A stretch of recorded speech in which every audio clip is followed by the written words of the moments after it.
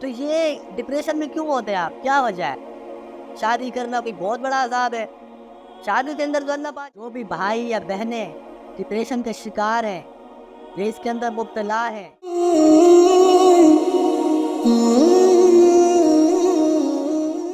السلام علیکم ورحمۃ اللہ، میں ہوں عمر فاروق اور آپ دیکھ رہے ہیں عمر فاروق موٹیویشنل۔ تو چلیے اپنی ویڈیو سٹارٹ کرتے ہیں۔ بسم اللہ الرحمن الرحیم، بحمدہ تعالی للہ الامر من قبل ومن بعد ویومئذ یفرح المؤمنون بنصر اللہ ینصر من یشاء وهو العزیز الحکیم، صدق اللہ العظیم۔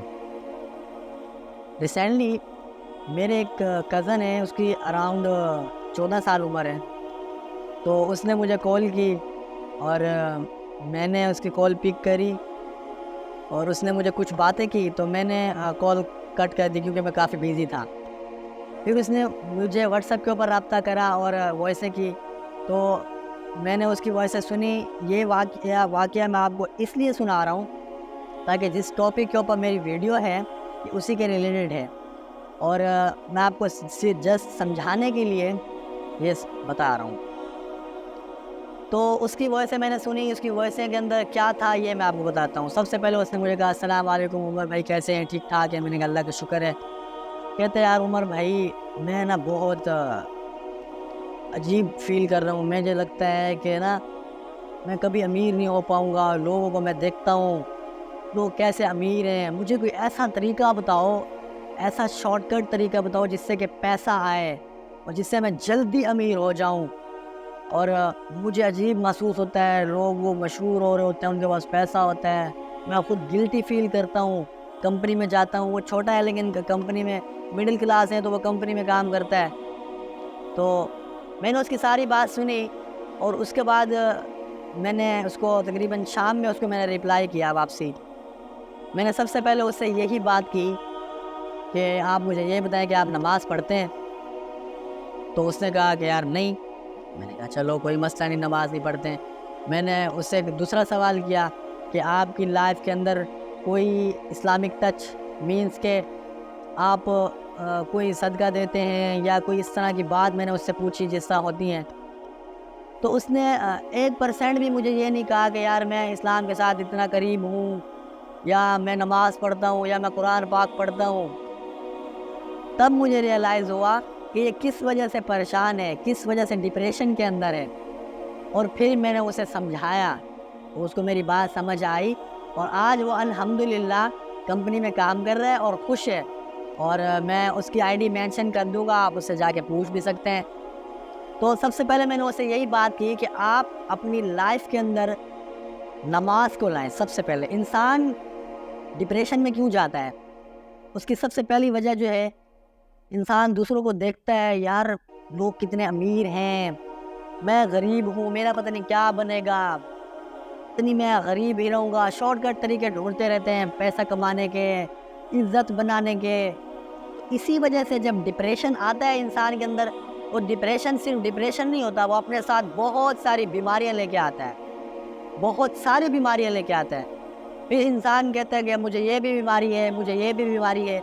لیکن میں ڈپریشن کو بیماری نہیں کہتا، البتہ بیماری ہی ہے، لیکن میں جیسا آپ کو سمجھانے کے لیے، یہ جو ڈپریشن ہے اس کو ہم اپنے اوپر خود اپلائی کرتے ہیں۔ بیماری تو اللہ کی طرف سے ہوتی ہے نا، لیکن ہم اس چیز کو اپنے اوپر خود اپلائی کرتے ہیں۔ آپ دیکھیں کہ جو نشہ کرتا ہے، چرس پیتا ہے، وہ جب چرس پی رہا ہوتا ہے تو وہ خود اپلائی کر رہا ہوتا ہے اپنے اوپر نشہ، ٹھیک ہے؟ اس کو عادت بن جاتی ہے اس کی، بالکل نا، وہ بغیر رہتا ہی نہیں ہے نشے کے بغیر۔ وہ چرس پیے گا، شراب پیے گا، اس کے بعد اس کو سکون ملے گا؟ نہیں تو نہیں ملے گا۔ ایسا ہی ہے کہ اگر ہم ڈپریشن کو کنٹرول نہیں کرتے تو یہ ہمارے اوپر حاوی ہو جاتی ہے، ہمارے اندر طرح طرح کی بیماریاں پیدا ہو جاتی ہیں، ہمیں پتہ نہیں کیا کیا ہونے لگتا ہے، پھر ہم پریشان ہوتے ہیں، پھر ہمارے اوپر طرح طرح کی پریشانیاں آتی ہیں، پھر ہم ڈاکٹروں کے پاس جاتے ہیں۔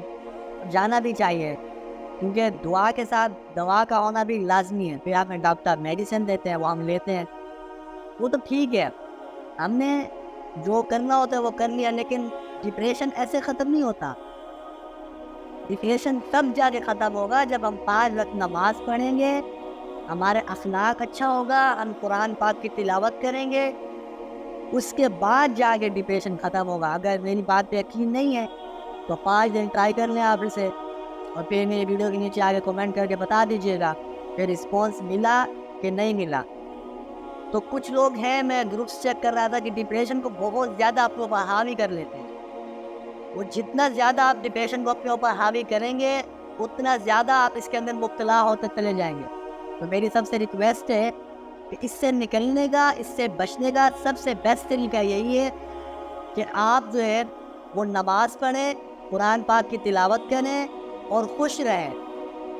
یہ مایوس ہونے کی کوئی ضرورت نہیں ہے. لا تحزن ان اللہ معنا, غم نہ کریں, اللہ تعالیٰ آپ کے ساتھ ہے. بس اسی بات کو اپنے دھیان میں رکھیں, تب جا کے آپ کا ڈپریشن ختم ہوگا, ساری بیماریاں ختم ہوں گی آپ. اور یہ میں نے آپ کو شروع میں مثال دی نا کہ یہ نشے کی طرح ہے. ہم جتنا چرس پئیں گے اتنا ہمیں نشہ چڑھتا جائے گا, لت لگتی جائے گی اور ختم کبھی بھی نہیں ہوگی. سیم یہی چیز یہاں پہ اپلائی ہوتی ہے کہ ہم ڈپریشن کے اندر ہوتے ہیں, پھر ہمارے ساتھ اور بیماریاں لگ جاتی ہیں, پھر ہم پر الٹیاں آتی ہیں, ہمیں نیند نہیں آتی, یا ہمارا سر چکراتا ہے, اور بھی کافی ساری بیماریاں ہیں جن کا مجھے نام بھی نہیں آتا, کیونکہ میں کل ایک بلاگ پڑھ رہا تھا تو اس کے اندر کافی ساری بیماریوں کا نام لکھا ہوا تھا, تو میں یاد نہیں کر سکا کیونکہ میں یہاں پہ بیان میں نہیں کر سکتا. تو میری آپ سب سے گزارش ہے کہ جو بھی بھائی یا بہنیں ڈپریشن کے شکار ہیں, یا اس کے اندر مبتلا ہیں یا ہو رہے ہیں, تو وہ اس سے نکلیں. اس کا نکلنے کا طریقہ میں نے آپ کو بتا دیا. آپ نماز پڑھیں, 7 دن آپ نماز پڑھیں 5 وقت, اس کے بعد آپ ریزلٹس دیکھیں اور آپ خوش رہیں, مسکراتے رہیں, تب جا کے آپ ہنسی خوشی زندگی گزار سکیں گے.